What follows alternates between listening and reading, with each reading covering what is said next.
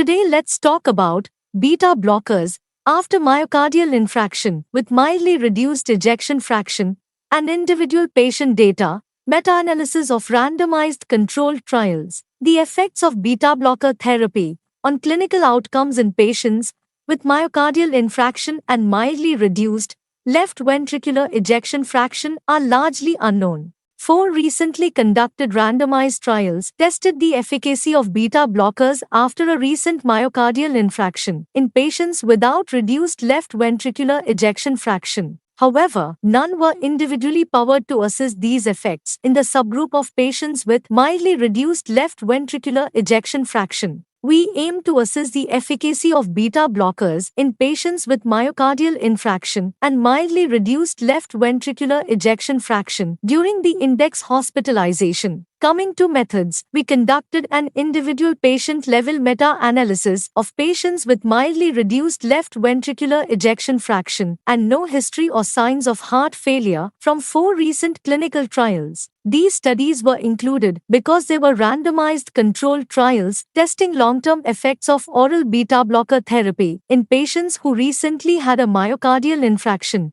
randomization within 14 days, and had mildly reduced left ventricular ejection fraction. No further studies were found in a systematic review.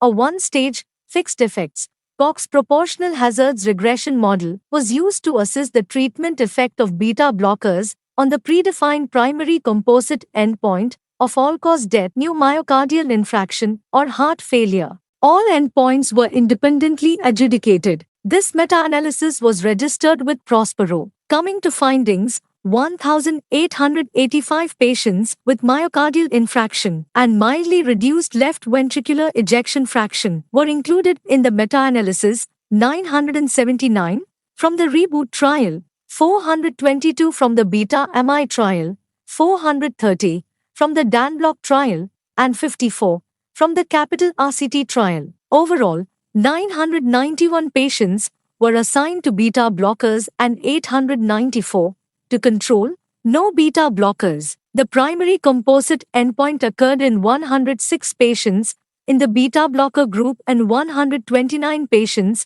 in the no beta blocker group. No heterogeneity between the trials or between countries of enrollment was observed. Interpretation: in patients with acute myocardial infarction, with mildly reduced left ventricular ejection fraction, without history or clinical signs of heart failure, beta blocker therapy was associated with a reduction in the composite of all-cause death, new myocardial infarction, or heart failure. These results extend the known benefits of these agents in patients with myocardial infarction with reduced left ventricular ejection fraction to the subgroup with mildly reduced left ventricular ejection fraction.